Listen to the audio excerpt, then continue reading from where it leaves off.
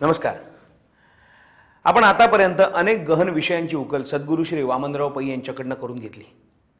पण अत्यंत गहन आणि जीवनाशी अत्यंत निगडित असलेल्या एका महत्त्वाच्या विषयाची उकल करून घेणं अजून राहिलंच आहे. आणि तो विषय आहे विश्व प्रार्थना. प्रपंच चांग आणि परमार्थ सांग करणारी विश्व प्रार्थना. विना कष्ट, विना खर्च, वेळेचा अपव्यय न करणारी विश्व प्रार्थना. लाखो उद्ध्वस्त संसार सुखी करणारी विश्व प्रार्थना. लहान थोर, उच्च नीच, स्त्री पुरुष, सर्व जात धर्म पंथ यांना आधार वाटणारी आणि त्यांना सुखाचा राजमार्ग दाखवणारी विश्व प्रार्थना. सद्गुरू श्री वामनराव पै अशी गॅरंटी देऊन म्हणतात की ही विश्व प्रार्थना तुम्ही कशीही म्हणा, 6 महिन्यात तुम्हाला रिझल्ट मिळालाच पाहिजे, अन्यथा मी प्रवचन करणं बंद करेन. काय आहे या विश्व प्रार्थनेत की विज्ञाननिष्ठ अशा जीवन विद्येचे जनक सद्गुरू श्री वामनराव पै अशी खात्री देतात आणि प्रत्यक्षात ते खरंही होतं. ते जाणून घेऊया या जीवन विद्येचे जनक प्रत्यक्ष श्री सद्गुरू वामनराव पै यांच्याकडूनच. सद्गुरू, विश्व प्रार्थनेमुळे परमार्थ सिद्ध कसा काय होतो ते आम्हाला सांगा. परमार्थ हा जो एक विषय आहे त्याच्यामध्ये सर्वात महत्त्वाचा भाग जो असतो ना तो अहंकार. हे अहंकार जोपर्यंत माणसाजवळ असतो तोपर्यंत त्याला देवाचा साक्षात्कार होणं कधीही शक्य नाही. पहिलं लक्षात ठेवलं पाहिजे की परमार्थ एका वाक्यात सांगायचं म्हणजे परमार्थ म्हणजे काय, अहंकाराकडून नमस्काराकडे जाणं म्हणजे परमार्थ. तुमचा अहंकार गेला पाहिजे आणि तुम्ही नमस्कार इथपर्यंत पोचला पाहिजे. आणि म्हणून हा जो अहंकार आहे हा अहंकार हा आपल्या देवाच्या आणि आपल्या आड येणारा एक पर्वत आहे. आणि हा पर्वत एवढा मोठा आहे की तो ओलांडता ओलांडता आपली दमछाक होते. किंवा दुसऱ्या भाषेत सांगायचं ज्ञानेश्वर महाराजांच्या भाषेत की आपण आणि परमेश्वर ह्याच्यामध्ये हा जो अहंकार आहे तो अहंकाराचा म्हणजे एक प्रकारे नदी आहे, भवनदी आपण म्हणतो. आणि ही भवनदी एवढी प्रचंड आहे की ती ओलांडता ओलांडता जलचर आपल्याला खाऊन टाकतात. म्हणून एकची लीला चालली जे सर्व भावे मध बदले तया ऐलीत तरी सरले मायाजळ असं म्हटलेलं आहे. तेव्हा हा जो परमार्थ जो विषय आहे खरं सांगायचं म्हणजे सर्वात सोपा म्हणजे परमार्थ, सर्वात कठीण म्हणजे संसार. परमार्थ सोपा आहे, परमार्थ सगळ्यात सोपा आणि सगळ्यात कठीण म्हणजे संसार. संसारात तुम्ही बघा ना, तुम्ही आता संसार करता, आम्ही सर्व संसार करतो. संसारात किती अडचणी आहेत, किती संकट आहे, किती दुःख आहे, किती अनेक प्रॉब्लेम्स आपल्याला सामोरं जावं लागतं, किती वेळ खर्च करावा लागतो, किती कष्ट उचलावे लागतात. हे जर आपण सगळं जर पाहिलं तर वास्तविक संसार हा कठीण आहे. आणि परमार्थ त्यामध्ये किती सोपा आहे की संसारामध्ये खूप करायचं असतं तर परमार्थामध्ये काहीच करायचं नसतं. म्हणून ज्ञानेश्वर महाराजांनी सांगितलं आपल्याला, कैसेनी दैवत प्रसन्न त्वरित उगार आहे निवांत शिनसी आहे. तुला परमार्थ पाहिजे ना, देव पाहिजे ना, मग देव पाहिजे ना, मग त्याला उपाय होतो, तू निवांत राहा. आणि तू काहीच करू नको, निवांत राहिलास ना की तुला परमार्थ सिद्ध होईल. पण निवांतच होता येत नाही लोकांना. तुम्ही सांगा 5 मिनिटं एके ठिकाणी बस. मला एक सुप्रसिद्ध नट, तो सिनियर, हा तुम्हाला खूपच तो सिनियर आणि चांगल्यापैकी सुप्रसिद्ध, त्याला पुरस्कार वगैरे मिळालेले. आणि एक दिवस मला तो म्हणाला, वामनराव मला साक्षात्कार करून द्याल का, मला देवाचा साक्षात्कार करून घ्यावं अशी फार मला. म्हटलं निश्चित. म्हटलं मग काय केलं पाहिजे. म्हटलं मी सांगतो ते तुम्हाला करायला पाहिजे, ते तुम्ही कराल का. करेन म्हटलं पहिली स्टेप तुम्हाला मी सांगतो, मग पुढल्या स्टेप नंतर सांग. तुम्ही फक्त एके ठिकाणी बसायचं आणि 20 मिनिटं विठ्ठल विठ्ठल म्हणायचं. एवढं केलं की बस. तो म्हणाले हे सोपं आहे म्हणाले, करा. म्हटलं मग पुढली स्टेप सांगतो. तो जो गेला तो मला भेटलाच नाही.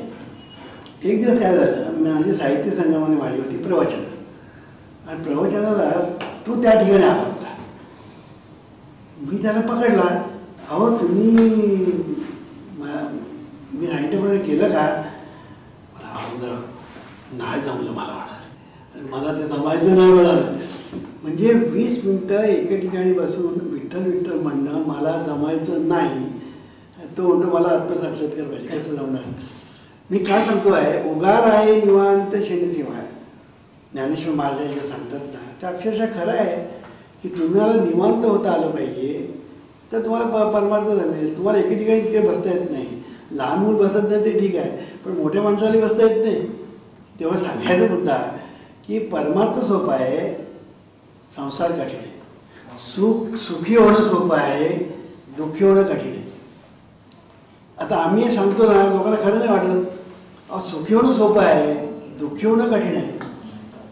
तुम्ही सरळ मार्गाने गेलात ना की सुखी होता, पण लोक आड मार्गाने जातात म्हणून दुःखी होतात. म्हणून आड मार्ग म्हणजे काय तुम्हाला माहिती आहे का? आड मार्ग म्हणजे काय नाही माहिती. आड मार्ग याचा अर्थ, आड म्हणजे भीत. तुम्ही आड मार्गाने म्हणजे दुसऱ्याच मार्गाने गेलात राजमार्ग सोडून तर आडात पडायची भीती असते, म्हणून त्याला आड मार्ग म्हणतात. तेव्हा लोक सरळ मार्गाने जातच नाही. सरळ मार्ग म्हणजे सत्कर्म आणि आड मार्ग म्हणजे दुष्कर्म. म्हणून आज जगामध्ये लोक दुःखी का? लोक सगळे आड मार्गाने जातात, आडात पडतात. सरळ मार्गाने जे जातात म्हणजे राजमार्गाने जातात ते सुखी होतात. म्हणून हा जो राजमार्ग जो आहे तो समजावून घेतला पाहिजे. म्हणून संतांनी काय सांगितलं, तुला परमार्थ पाहिजे ना, मग परमार्थ पाहिजे तो उगार आहे निवांत. मग ते निवांत कसं होणार? ह्याला तर सारखी धडपड करायची सवय. मग संतांनी युक्ती केली. संतांनी काय केली युक्ती? संत म्हणाले असं करा, तू एके ठिकाणी बस आणि नामस्मरण कर.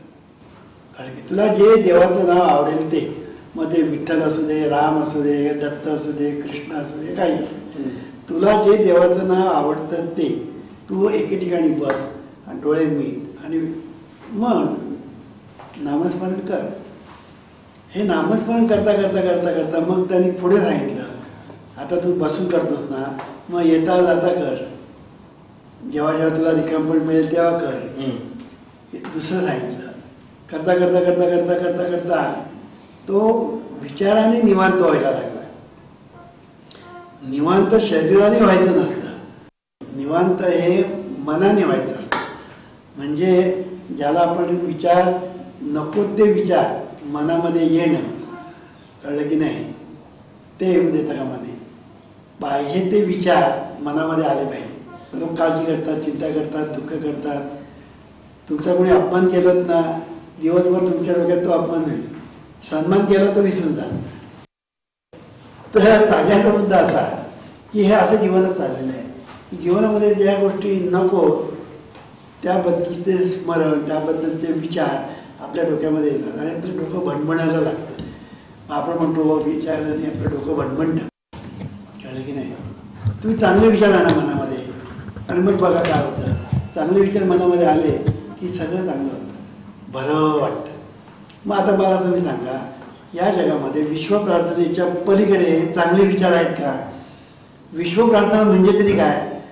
It is nothing but A gold mine of golden thoughts. सुंदर विचारांची सोन्याची खाण म्हणजे विश्वप्रार्थना. ही विश्वप्रार्थना आम्ही सांगतो तुम्ही सतत म्हणा. रिकामपणे सतत म्हणजे कामधंदा सोडून रिकामपणे म्हणा आणि रात्री झोपताना म्हणा अर्धा तास. बघा तुमच्या जीवनामध्ये काय होतं. चमत्कार म्हणतात ना ते तुम्हाला अनुभवाला येते. No exaggeration. आणि विदिन 6 months का? त्याची कारणं आली काय? पहिली गोष्ट म्हणजे याच्यामध्ये विचार आहेत आणि ते सगळे चांगले विचार आहेत, सुंदर विचार आहेत. आता तुम्ही जेव्हा ॲक्शन करता त्याची रिॲक्शन होणारच. म्हणून सुंदर विचार केले की सुंदर विचारांची रिॲक्शन म्हणजे तुमच्या वाट्याला सुख देणार, तुमच्या वाट्याला कुठल्याही समस्या येणार नाहीत, अडचणी येणार नाहीत. लोक तुम्हाला सहकार्य करतील, लोक तुमचा सन्मान करतील. कारण तुमच्या डोक्यामध्ये सुंदर विचार एकदा यायला लागले ना की ते दुसऱ्यांपर्यंत पोचतात. तुम्ही आता जेव्हा विचार करता, आता तुम्ही एक कल्पना करा, तुमचा एक मित्र आहे किंवा शत्रू आहे. तुम्ही त्याच्याबद्दल मनामध्ये त्याला शिव्या देताना तर तुम्हाला काय वाटतं, त्याला कुठे ऐकू गेलं, पण त्या व्हायब्रेशन गेलं तिकडे आणि त्याची रिॲक्शन त्याच्याकडून होणार तुम्हाला. ती वेगळी कशी होणार ती वेगळी, पण ते होणारही नक्की. मग एखादा मनुष्य आपल्याला दिसला ना की आपल्याला तो नको वाटतो. कारण का त्याने आपली कुठेतरी निंदा केलेली असते पाहिजे म्हणून तर पाहिल्यामध्ये आपल्याला नको वाटतं. कळलं की नाही. तर सांगायचा मुद्दा, ही जी विश्व प्रार्थना आहे it is full of golden thoughts. It is a gold mine of golden thoughts. आणि म्हणून ह्याच्यामध्ये प्रत्येक शब्द हा पॉझिटिव्ह आहे. प्रत्येक शब्द म्हणजे सुरुवात आहे हे ईश्वरा. म्हणजे देवाचं स्मरण पहिलं आम्ही देवाला हाक मारले हे ईश्वरा. मग लोक आम्हाला विचारतात परमेश्वर कृपा करत नाही आणि कोप करत नाही, मग तुम्ही हे ईश्वरा का म्हणता, ह्याच्यावर मागता का? बरोबर. तर त्याचं उत्तर असं की आम्ही जेव्हा हे ईश्वरा म्हणतो तेव्हा तो ईश्वर तो उपरवाला नाही, तो अंदरवाला. भगवद्गीतेने काय सांगितलं आपल्याला, ईश्वर सर्वभूतानां हृदयेषु तिष्ठति. प्रत्येकाच्या हृदयामध्ये ईश्वर आहे. मग माझ्यामध्ये हृदयामध्ये ईश्वर आहे, त्याला मी हाक मारतो. कळलं की नाही. मग हे ईश्वर आम्ही जेव्हा म्हणतो तेव्हा ती आमच्या हृदयातल्या ईश्वराला हाक आमची असते. आता पुढे बघा, हे ईश्वरा सर्वांना चांगली बुद्धी दे. का जगामध्ये निर्णय कोण घेतं? बुद्धी. चुकीचे निर्णय कोण घेतं? बुद्धी. चुकीचे निर्णय बुद्धीने घेतले म्हणजे काय होणार? सगळं मुसळ केला. आणि चांगले निर्णय घेतले तर सर्व सुखच सुख.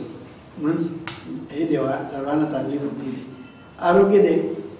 आता आरोग्य जर चांगलं जर नसेल तर तुम्हाला अभिनय करता येईल? बरं. तुमचं सगळं जीवनच तुम्ही आरोग्यावर अवलंबून आहे. आरोग्य जर बिघडलं की सगळं बिघडलं. कळलं की नाही. म्हणून आरोग्य दे, सर्वांना सुखात, आनंदात, ऐश्वर्यात ठेव. आता सुख पाहिजे की नको पाहिजे, आनंद पाहिजे की ऐश्वर्य पाहिजे की, म्हणून सर्वांना सुखात, आनंदात, ऐश्वर्यात ठेव. सर्वांचं भलं कर, सर्वांचं कल्याण कर, सर्वांचं रक्षण कर. आणि तुझे गोड नाव मुखात अखंड राहू दे. म्हणजे तुझं स्मरण माझ्या मनामध्ये अखंड राहू दे. आता मला सांगा, याच्यामध्ये गोल्डन थॉट्स आहेत की नाही? प्रत्येक शब्द, प्रत्येक वाक्य हे तुम्हाला असं सापडेल त्याच्यामध्ये पॉझिटिव्ह आहे त्याच्यात. आणि त्याच्यामध्ये एक सर्वात महत्त्वाचा शब्द आहे, तो तुम्हाला माहीत नसेल. तो कुठला सांगा? सर्वांना. त्या प्रार्थनेमध्ये सर्वात महत्त्वाचं काय? सर्वांना. हे ईश्वरा सर्वांना. आता मी जेव्हा सर्वांना म्हणतो तेव्हा मी नाही, माझं नाही. आता अहंकार म्हणजे काय? मी आणि माझं म्हणजेच अहंकार. अहंकाराची एक बाजू मी, दुसरी बाजू माझं. आता इथे मी सर्वांचा विचार करतो आहे, सर्वांबद्दल मागतो आहे, सर्वांचं भलं व्हावं अशी इच्छा करतो आहे, सर्वांना कल्याण व्हावं अशी प्रार्थना करतो आहे, सर्वांना सुखात ठेवण्याची प्रार्थना करतो आहे. आता हे सर्व मी करत असताना मी इतका व्यापक होत जातो की सर्व सर्व सर्व करता करता करता करता मी आपोआप सर्वेश्वरापर्यंत जाऊन पोचतो. कारण सर्वामध्ये पुन्हा सर्वेश्वर आहे. जसा माझ्या हृदयामध्ये ईश्वर आहे तसं तुमच्यामध्ये ईश्वर आहे, सर्वांमध्ये म्हणून त्याला सर्वेश्वर म्हणतात. म्हणून सर्वांना सर्वांना म्हणता म्हणता म्हणता म्हणता म्हणता सर्वेश्वर आला. आणि म्हणून मी पासून सर्वेश्वरापर्यंत मी पोचलो. बघा, मी ही प्रार्थना म्हणता म्हणता म्हणता म्हणता मी माझ्यापासून जी सुरुवात होते ती सर्वेश्वरापर्यंत जाऊन पोचतो, सर्वांपर्यंत जाऊन पोचतो. केवढं आहे बघा. आता हा जो मी, तुम्ही म्हणा सर्वांसाठी तुम्ही का मागता, हा प्रश्न निर्माण. त्याला कारण असं आहे, आपण पर्यावरण हा शब्द तुम्हाला माहिती आहे. आणि आज पर्यावरण म्हणजे आज लोकांचं असं झालं आहे की पर्यावरण बिघडलं आहे. पर्यावरण इतकं बिघडलं की जगाचा नाश होण्याची वेळ आला आहे. ओझोनचा पट्टा फाटला वगैरे वगैरे आपण सगळं ऐकतो. बरोबर. हे जे सुनामी लाटा आल्या त्याचं कारण तेच की पर्यावरण बिघडलं. तर हे जे पर्यावरण ज्याला आपण म्हणतो ते पर्यावरण म्हणजे तरी काय? निसर्ग आणि पर्यावरण याच्यातला फरक बऱ्याच लोकांना माहीत नाही. तो मी पहिला सांगतो. जे नैसर्गिक पद्धतीने निर्माण झालं तो निसर्ग. त्या निसर्गामध्ये जी एक व्यवस्था आहे त्या व्यवस्थेला पर्यावरण म्हणतात. म्हणून ह्या संबंध विश्वामध्ये, अनंत कोटी ब्रह्मांडामध्ये, विश्वामध्ये, आपल्या पृथ्वीमध्ये, आपल्या शरीर सुद्धा निसर्गाचा एक भाग आहे. म्हणजे पर्यावरण हा जसा विश्वात आहे जगात आहे, पृथ्वीवर आहे, तसं तो आपल्या ठिकाणी, पर्यावरण सर्व ठिकाणी. आणि हा पर्यावरण म्हणजे एक व्यवस्था आहे. निसर्गामध्ये जी व्यवस्था आहे ती पर्यावरण आहे. पर्यावरणाचा तोल गेला, पर्यावरणाला धोका आला म्हणजे काय, व्यवस्थेला धोका आला. कळलं की नाही. आता ही जी व्यवस्था जी आहे ही व्यवस्था बिघडली की सगळं बिघडलं. आपल्या ठिकाणी व्यवस्था बिघडली की आपण म्हणतो रोग आला, दुःख आलं. आणि जगामध्ये पर्यावरण बिघडलं म्हणजे आपण काय म्हणतो, भूकंप झाला, धरणीकंप, भूकंप, अवर्षण, पूर वगैरे वगैरे जे ज्याला आपण आसमानी म्हणतो संकट ते येतात. तर हे पर्यावरण आहे महत्त्वाचं आहे. ह्या पर्यावरणाने माणूस हा एक महत्त्वाचा घटक आहे. पर्यावरणाचा एक घटक म्हणजे माणूस आहे. म्हणून आज पर्यावरणाला धोका कोणी आणला आहे, माणसाने. लक्षात घ्या, तो दोन प्रकारे आणला आहे की निसर्गामध्ये त्यांनी ढवळाढवळ केली, तिकडे बिघडलं. आणि माणसामध्ये युद्ध, लढाया, दंगे धोके त्यामुळे बिघडलं. दोन्हीकडे पर्यावरणाने बिघडले. आता हे तुम्ही जर दुरुस्त केलं नाही तर तुम्ही किती जरी फिनान्शियल पोझिशन लोकांची चांगली केली, काही त्याचा उपयोग नाही. कळलं की नाही. कारण फिनान्शियल पोझिशन चांगली झाली, पैसे मिळाले, संपत्ती मिळाली, तरी भांडण काही संपत नाही. उलट जास्त ज्याच्याजवळ प्रॉपर्टी आहे ते, मी नाव घेत नाही, पेपरमध्ये मी वाचलं असतात, ज्याच्याजवळ प्रॉपर्टी जास्त तेच जास्त भांडतात. कळलं की नाही. ते सांगायचं म्हणतं आता की हे जे पर्यावरण आहे महत्त्वाचं आहे. आता आपल्याला बाकीचं सोडा, माणसामध्ये पर्यावरण राखणं हे महत्त्वाचं आहे. आता माणसामध्ये पर्यावरण आहे म्हणजे काय की प्रत्येक माणूस जो आहे तो दुसऱ्या माणसाशी जोडलेला आहे. आता बघा, एक हार घ्या, त्या हारामधून काय केलेली आहे, दोरी आणि बाकीची फुलं आहेत. आता दोरीला धक्का बसला तर काय होईल, फुलांना धक्का बसेल. आणि फुलांना धक्का बसला तर दोरीला धक्का बसेल. कळलं की नाही. आता आपल्या आता तुम्ही एक फुल आहे, मी एक फुल आहे, हे इथे बसलेले आहे, जगामध्ये फुलं सगळी, त्याच्यातून एक दोरी गेलेली आहे. ह्या दोरीला काय म्हणतात, ही जाणीव नेहमी म्हणतात ना, ती दोरी आहे. बरोबर. कळलं की नाही. त्याला आपण ईश्वर म्हणतो. साधा शब्द म्हणजे ईश्वर, सायंटिफिक शब्द म्हणजे जाणीव नेहमी. कळलं की नाही. ती प्रत्येकाच्या ह्याच्यातून आपण जाणीवच धरूया सध्या, प्रत्येकाच्या ह्याच्यातून जाणीव गेलेली आहे. कळलं की नाही. ही जी जाणीव प्रत्येकाच्यातून गेलेली आहे, त्या जाणीवेला धक्का पोचला तर तुम्हाला धक्का पोचला की जाणीवेला बसतो. म्हणून जगामध्ये तुम्हाला जर धक्का झाला तर तुम्हालाही धक्का लागणार. म्हणून जीवननीतीने एक सिद्धांत मांडला की सर्व सुखी तर तू सुखी, मी सुखी. नाहीतर बाकीचे सगळे दुःखात तर मी एकटा सुखी होऊ शकत नाही. तुमच्या घरामध्ये 10 माणसं आहेत, 10 माणसापैकी एक जरी आजारी पडला तर काय होतं, बाकीच्या नोटचं स्वास्थ्य बिघडतं. कळलं की नाही. तसं या जगामध्ये जी माणसं आहेत ती माणसं ज्या वेळेला एकमेकांशी झगडतात, भांडतात, ते का झगडतात, भांडतात, कारण त्यांचे जे विचार आहेत ते विचार बिघडलेले असतात. विचार का बिघडलेले असतात, त्याच्यावर संस्कार चुकीचे झालेले असतात. कळलं की नाही. म्हणून ते बिघडलेले असतात. म्हणून ह्याच्यावर रामबाण उपाय म्हणजे संस्कार चांगले करणं, त्याच्यातून विचार चांगले निर्माण होणं.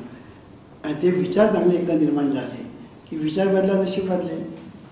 तुम्ही तुमचे विचार बदला. आता लहानपणचं सोडून देऊ, आता तुम्ही मोठे झालात, तुम्हाला आता मॅच्युअर झालात तुम्ही, तर आता वाईट विचार करायचे का चांगले विचार करायचे हे तर तुम्हाला ठाऊक आहे. मग आपण चांगले विचार केले पाहिजेत. चांगले विचार आपण अट्टासाने केले पाहिजे. तुम्ही आपोआप नाही येणार, वाईट विचार आपोआप येतील, चांगले विचार आपोआप येणार नाही. मग त्याला उपाय काय, त्याला उपाय प्रार्थना. ही प्रार्थना तुम्ही एकदा म्हणायला लागलात ना की तुम्ही हळूहळू हळूहळू सर्व सर्व सर्व सर्व म्हणायला लागतं. आणि सर्व सर्व सर्व म्हणता तुमच्यातला मी पण आहे ना तो आपोआप कमी कमी कमी व्हायला लागतो, आपोआप. आणि तुम्ही आपोआप व्यापक व्हायला लागता. आणि शेवटी तुमच्याजवळचा जो मी आणि माझं ह्याबद्दलचा तुमच्याकडे पूर्वी जो एक दुराग्रह होता आणि हट्टाग्रह होता तो जातो. आणि मी आणि माझं फक्त औषधापुरतं शिल्लक राहतं. औषधापुरतं म्हणजे व्यवहारापुरतं म्हणजे औषधापुरतं. कारण मी म्हटल्याशिवाय व्यवहार करता येत नाही, माझं म्हटल्याशिवाय व्यवहार करता येत नाही. म्हणून मी आणि माझं फक्त व्यवहारापुरतं शिल्लक राहतं, म्हणजे संसारापुरतं, नावापुरतं शिल्लक राहतं. बाकी हा सर्वांचा विचार करतो, सर्वांचं भलं, सर्वांचं कल्याण. तुम्ही म्हणा नुसतं तोंडाने म्हणून होईल का? अहो, तोंडाने मंडळी सुद्धा ऍक्शनच आहे. हे लोक विसरतात. लोक म्हणतात काय कृती श्रेष्ठ, उक्ती कनिष्ठ. पण मी म्हणतो उक्ती ही सुद्धा कृतीच आहे, आणि विचार आपण जेव्हा करतो म्हणजे वृत्ती ती सुद्धा कृतीच आहे. म्हणजे विचार करणं म्हणजे करणार, विचार करणं, उच्चार करणं, आचार करणं, तिने करणं आहे म्हणजे कृती आहे. म्हणून तुम्ही जरी तोंडाने जरी बघा, तुम्ही सगळ्यांकडे चांगलं बोला, बघा तुम्हाला रिॲक्शन काय मिळते. आणि आता आपण कर, आता आपण कर, बघा काय मिळते. आणि ह्याला म्हणजे हे अहंकाराचं लक्षण. ज्याच्याजवळ जेवढा अहंकार आहे तेवढा तो दुसऱ्यांचा तिरस्कार अधिक करणार, कारण अहंकार तिकडे तिरस्कार, कळलं की नाही. म्हणून तुम्ही जर अहंकाराने वागलात, मी चांगला नट आहे, बाकीचे काय खालतोय असं तुम्ही एकाकडे बोलात ना, तो 4 लोकांना सांगणार, ते 4 लोक आणखी 40 लोकांना सांगणार, आणि ते सगळे लोक तुमच्याशी वाकडे होणार. पण तुम्ही प्रत्येकाचं कौतुक करा, प्रत्येकाला चांगला अभिनय करता, ती चांगला अभिनय करता, मग तो ना तो तुमच्याबद्दल ते तुमच्याकडे चांगलं होतं. Action reaction. सासू सुनांची भांडणं का होतात? याचं कारण एकच आहे, सासू सुनेबद्दल वाईट विचार करते, काहीतरी वाईट बोलते, टोमणे मारते, मग रिॲक्शन सुनेकडनं तशी जाते. पूर्वीच्या सुना लहान होत्या, त्या मुकटपणे ऐकून घ्यायच्या. आता मोठ्या सुना कशा ऐकून घेणार? त्या शिकलेल्या असतात सासूपेक्षा, पैसे कमवतात, सासू काहीच कमवत नाही, आणि पुन्हा घरी येऊन संसार स्वयंपाक करतात, सगळं करतात. बरोबर. मग जर सासू काहीतरी बडबडायला लागले बोला तर ती कशी ऐकून घेणार? मग भांडण. मग सासूच्या बाजूला सासरा, सुनेच्या बाजूला मुलगा, हे भांडण शेवटी वेगळे, सेपरेशन. कशामुळे झालं? केवळ बोलण्यामुळे. बोलणं कुठून आलं? विचारात. विचार कुठून आले? वाईट संस्कारात. आणि म्हणून ह्याच्यासाठी आता आपण एजेड झालो, आपण आता एक विचार केला पाहिजे, सकाळी उठल्यापासून रात्री झोपेपर्यंत चांगला विचार करेल. आता चांगला विचार म्हणजे प्रार्थना म्हणणं. म्हणून प्रार्थना म्हणता म्हणता म्हणता म्हणता म्हणता म्हणता तुम्ही आपोआप देवाच्या मांडीवर जाऊन बसता. आपोआप तुम्हाला कधी तुम्ही देवाच्या मांडीवर जाऊन बसला कळणार पण नाही, कारण तुमचा अहंकारच झाला, कळलं की नाही. म्हणून तुम्ही बघा, तुम्ही जेव्हा सर्वांचा विचार करायला लागता ना, कोणी भेटलं ना तुमचे हात जोडते. जे भेटे भूत ते जाणीले भगवंत, ज्ञानेश्वर महाराज सांगितलेलं आहे. कोणी भेटलं ना की तुम्ही नमस्कार करणार. नमस्कार केलात ना की त्याच्याकडून तुम्हाला नमस्कार, कारण ॲक्शन तशी रिॲक्शन. म्हणून तुम्ही व्यापक झाला पाहिजे. आता परमार्थ आता जो चाललेला आहे ना, तो कसा झालेला आहे? संकुचित, सेल्फ सेंटर्ड झालेला आहे. म्हणजे बघा, पूजा करतो आपण, पूजा म्हणजे सेल्फ सेंटर्ड झाली की नाही. जप करतो एका ठिकाणी बसून, म्हणजे ते सेल्फ सेंटर्ड झालं. म्हणजे तुम्ही जर सगळ्या गोष्टी बघितल्यात ना, तर भजन जरी झालं ना तरी एक 10-12 लोक भजनाला बसतात झालं. तर हे सगळं जे आहे ना, हे आपल्याकडे सगळं सेल्फ सेंटर्ड आहे. जीवनविद्या काय सांगते? तुम्ही सर्वांचा विचार करायला शिका, म्हणजे सर्व तुमचा विचार करते. आणि जीवनविद्येचं एक पण महत्त्वाचं शास्त्र आहे. तुम्ही सर्वांचा विचार केला की सर्व तुमचा विचार करते. तुम्ही सर्व सुखी व्हावं असा विचार केलात ना, सर्व तुम्हाला सुखी करण्यासाठी जातं. हे आपोआप ॲक्शन तशी रिॲक्शन. आता परमार्थ तुम्ही कशासाठी हो मला सांगा? तुम्हाला परमार्थ कशासाठी? देव पाहिजे. देव ती कशासाठी पाहिजे? मी सांगितलं बघा, तुम्हाला देव मिळेल, संकट तुमच्या पाठीमागे लागतील, चालेल? नको, तो देव नको आणि काय नको, मग सुख मिळेल. मग पाहिजे. म्हणजे महत्व सुखाला आहे का देवाला आहे? सुखाला आहे. बरोबर. म्हणजे तुम्हाला देव पण नको असतो, तुम्हाला पाहिजे असतं सुख. मग सुखी जीवन जर तुम्हाला पाहिजे असेल तर त्याला एकच उपाय आहे. सुखी जीवन जगण्यासाठी एकच उपाय आहे, चांगले विचार, सुखाचे विचार, आनंदाचे विचार, असे विचार तुम्ही करण्याचा प्रयत्न करा. म्हणून नामस्मरण सांगितलं आहे. पण नामस्मरण आणि आमची ही प्रार्थना याच्यामध्ये फरक आहे. त्या प्रार्थनेमध्ये बघा सुंदर विचार आहे. आणि आपण काय म्हणतो ते आपल्याला कळतं. तुम्ही नुसतं विठ्ठल विठ्ठल म्हटलं तर कळत नाही, राम राम म्हटलं तर काय कळत नाही. तर मी काही करत होतं, पण इथे मी काय म्हणतो, का म्हणतो, त्याचा परिणाम काय होणे सगळं मला माहिती आहे. म्हणून या विश्व प्रार्थनेने तुम्ही एका बाजूने संसार सुखाचा करता आणि दुसऱ्या बाजूने परमार्थ सिद्ध करता. इतकं हे सोपं करून टाकलं आम्ही. आणि म्हणून ही प्रार्थना जी आहे ना, ही प्रार्थना अद्भुत आहे. हजारो नाही लाखो लोकांना या प्रार्थनेचे अनुभव आलेले आहेत आणि इतके विलक्षण अनुभव आलेले आहेत की मी जर तुम्हाला सांगितलं ना तर तुम्हाला खरे वाटणार नाही, असे अनुभव आलेले आहेत. आम्ही त्याचे काही थोडी पुस्तक पण लिहिले आहे, छोटं पुस्तक. तर सांगायचा मुद्दा अशी प्रार्थना आहे. आता ही प्रार्थना म्हणायची की न म्हणायची तू ठरवायचं आहे, कारण तूच आहेस तुझ्या जीवनाचा शिल्पकार. हे ईश्वरा सर्वांना चांगली बुद्धी दे, आरोग्य दे, सर्वांना सुखात आनंदात ऐश्वर्यात ठेव. सर्वांचं भलं कर, कल्याण कर, रक्षण कर आणि तुझे गोड नाम मुखात अखंड राहू दे.